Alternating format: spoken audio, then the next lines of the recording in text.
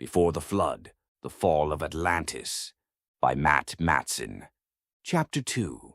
The Gathering of the Faithful and the Fallen. The first light of dawn crept over the eastern hills of Kalliste like a hesitant witness to some unspoken crime. It touched the gnarled branches of the ancient olive trees with fingers of pale gold, but even the sun seemed subdued this morning, as though the very heavens sensed the weight of what had transpired in the small stone and timber house the night before. Leon stood at the edge of the grove behind his family's modest dwelling, bare feet pressed into the cool, dew-damp earth. His arms throbbed with a deep, bone-weary ache that had nothing to do with the bruises from yesterday's arena melee. The glowing scars, faint rivers of molten blue, etched permanently into the skin of his forearms, pulsed faintly in time with his heartbeat, visible only when he turned them toward the light. They felt like brands from some invisible covenant, a mark that Kyon had claimed him more fully than any blood oath his ancestors had sworn on Mount Hermon. He flexed his fingers experimentally, and a whisper of heat stirred beneath the surface. Not yet, he told himself. Not here, where prying eyes from the village might see. But the temptation was already there, slithering through his thoughts like smoke from a hidden brazier. "Call on me again, little pup," Kyon's voice rumbled in the hidden dimensions of his blood. "Feel the strength that could make you a god among these cattle. Why crawl when you were born to soar?" The words carried the low, predatory amusement that had haunted his lineage for generations. Leon clenched his jaw and turned his gaze toward the sea, far below the cliffs. The Mediterranean stretched out like a vast, wine-dark mirror, reflecting the pale sky. Somewhere beyond those waves lay Atlantis, 10 rings of marble and gold, arenas running red with the blood of the ambitious and the damned. And somewhere in the heart of that corruption sat Poseidon, the runt of the Nephilim kings, whose 10 colossal sons now tore at one another in tournaments decreed by their father's desperate pride. Leon dropped to one knee among the twisted roots of the oldest olive tree.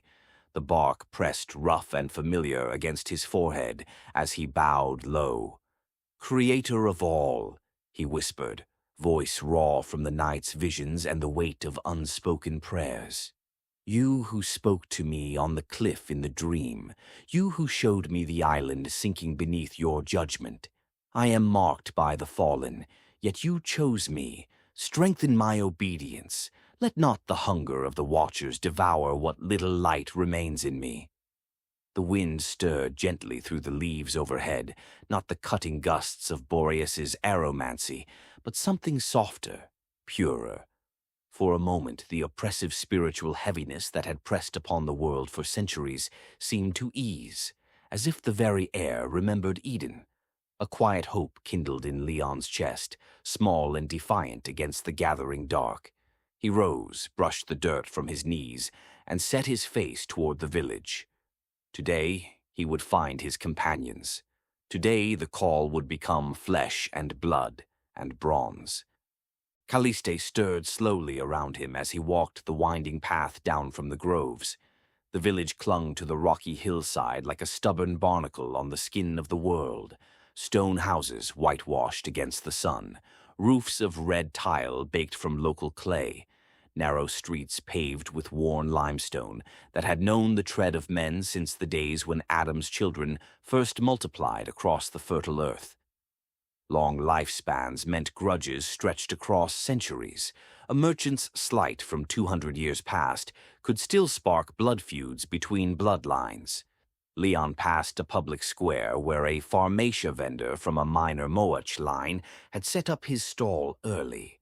Glass vials of shimmering elixirs glinted in the morning light, poisons to rot an enemy's gut from within, salves to knit bone faster than nature allowed, illusions of scented smoke that could make a man see his worst fears crawling across his own flesh.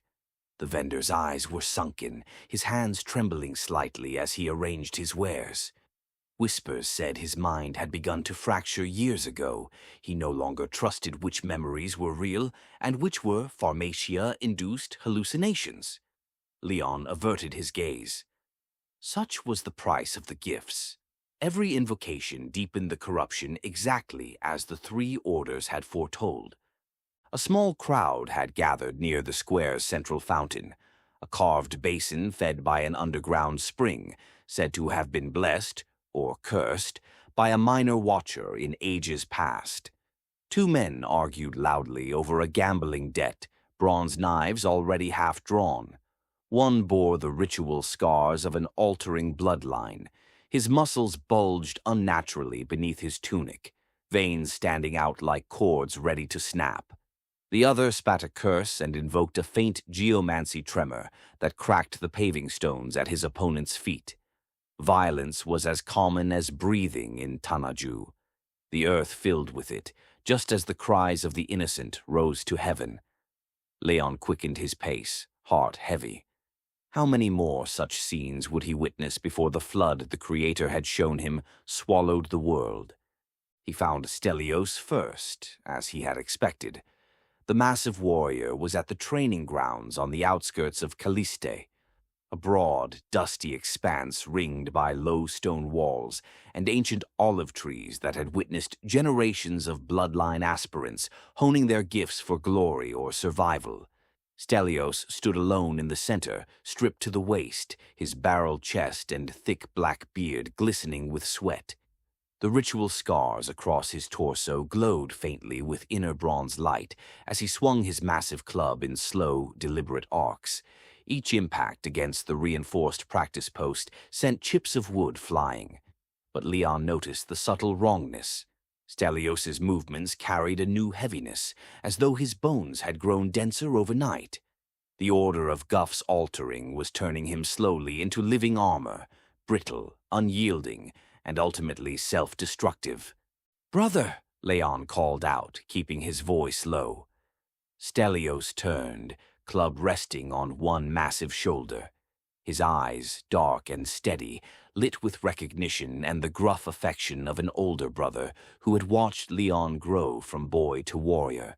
"Leon of the winged flame," Stelios rumbled, a rare grin splitting his beard. "The crowd still sings your name this morning. Pylos dogs won't forget that throw anytime soon. You looked touched yesterday, like the gifts finally woke in you proper." He eyed Leon's arms, where the glowing scars were just visible beneath the sleeves of his tunic. "Kyon's work." Leon nodded, glancing around to ensure they were alone. The training grounds were quiet this early. Most fighters nursed wounds or celebrated victories in the taverns. More than woke. "Last night, I invoked him fully.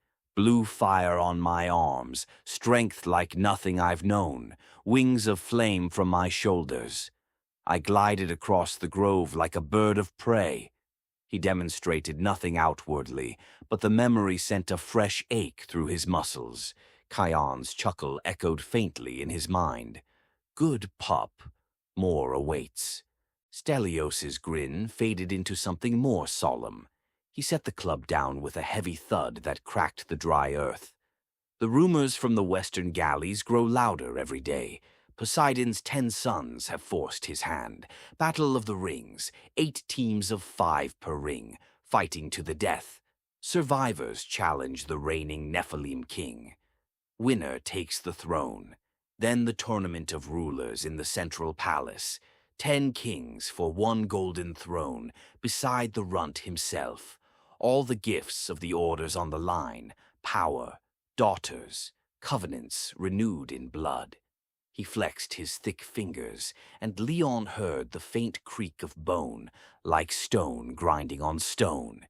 "We could claim Ring 7, mid-tier, brutal altering warriors mostly.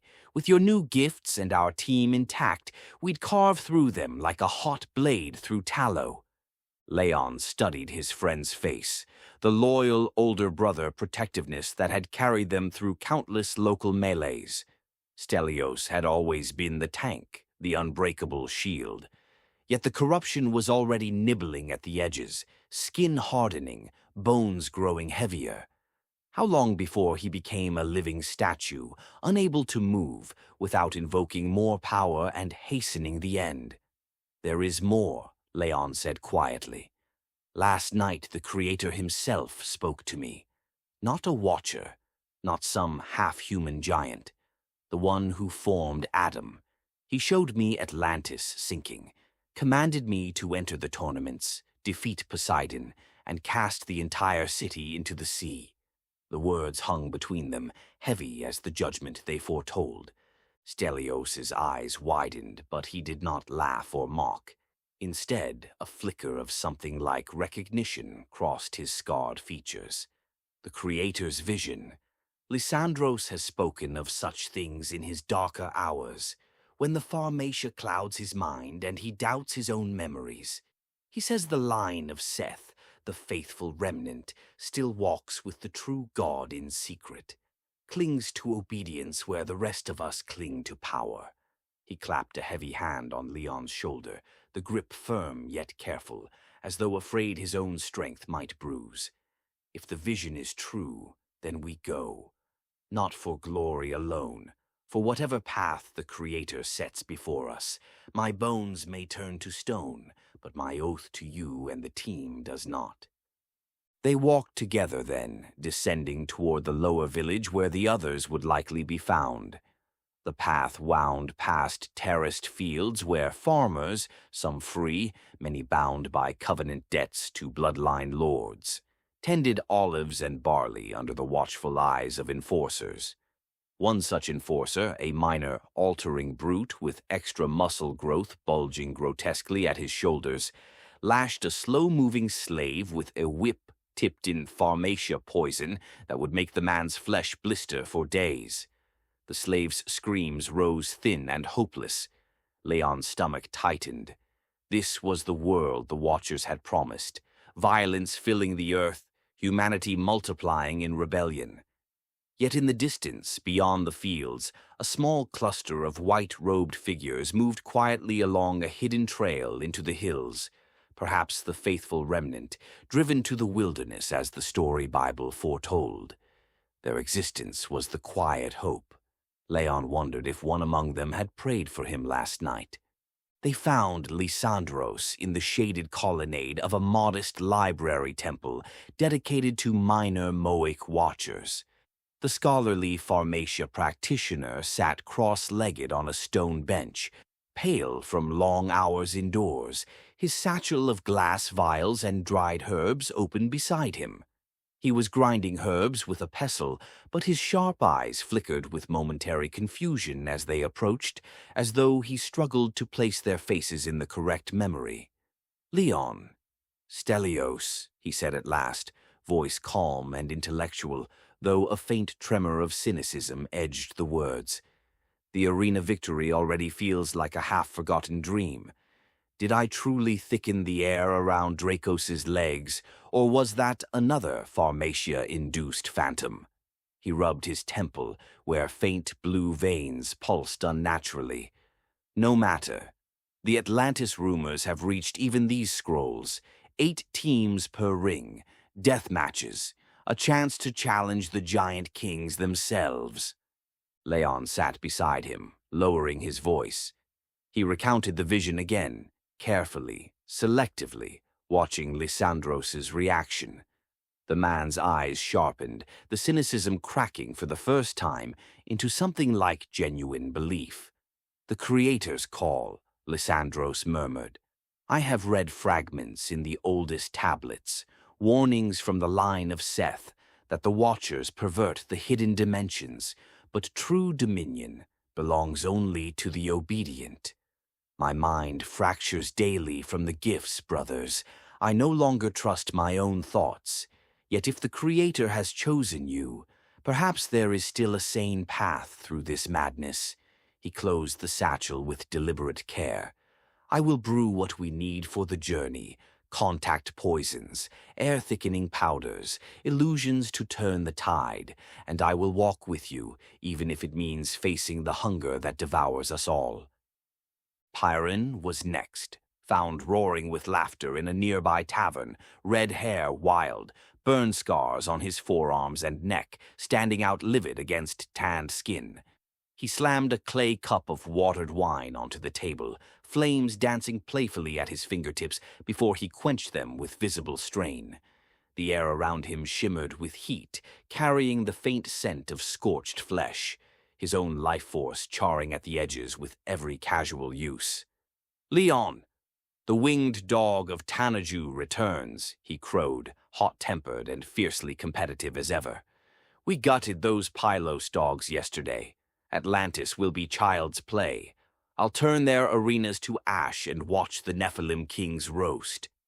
But beneath the bravado, Leon saw the recklessness edged with desperation, the constant internal heat that pyromancy demanded, burning away pieces of the man himself.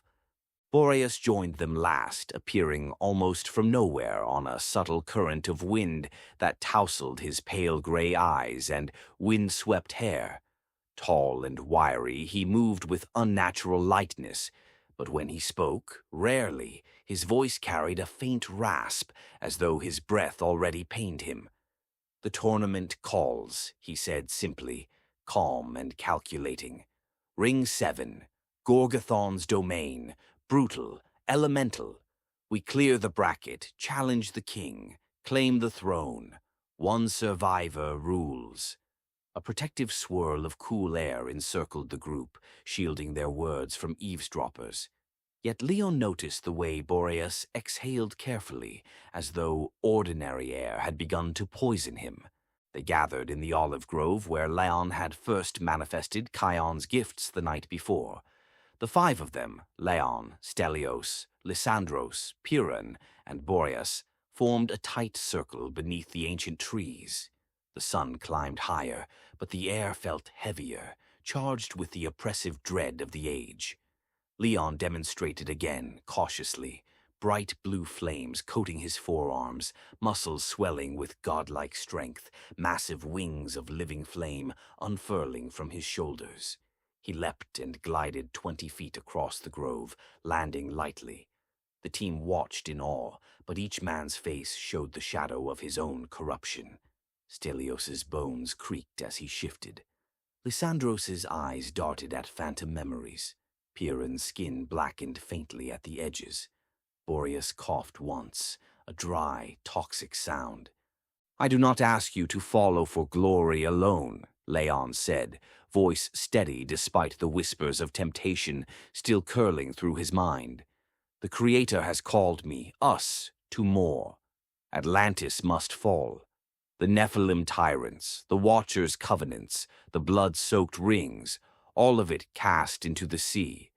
Obedience, not power, will be our true weapon." He did not mention the full depth of the vision to all. Some truths were too heavy for untested faith.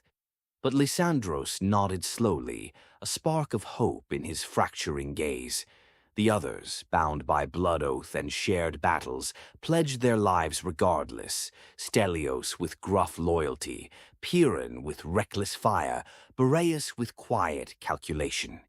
As they spoke of preparations, securing passage on a western galley, gathering supplies, bidding quiet farewells to families and lovers, a shadow fell across the grove. A lone figure approached from the hidden trail, an older man in simple white robes, face weathered like ancient stone, eyes deep and still as reflecting pools. He was of the faithful remnant, one of the line of Seth, who rejected all covenants and lived simply in the wilderness. Leon recognized him from childhood tales. Enoch's example lived on in such men. The elder placed a hand on Leon's shoulder, grip surprisingly strong.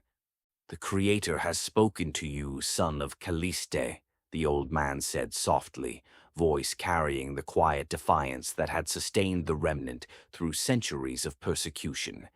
"We have prayed in the hidden chambers. The flood draws near, but mercy remains for the obedient. Take this." He pressed a small, unadorned clay token into Leon's palm, etched with a simple olive branch, symbol of peace amid judgment.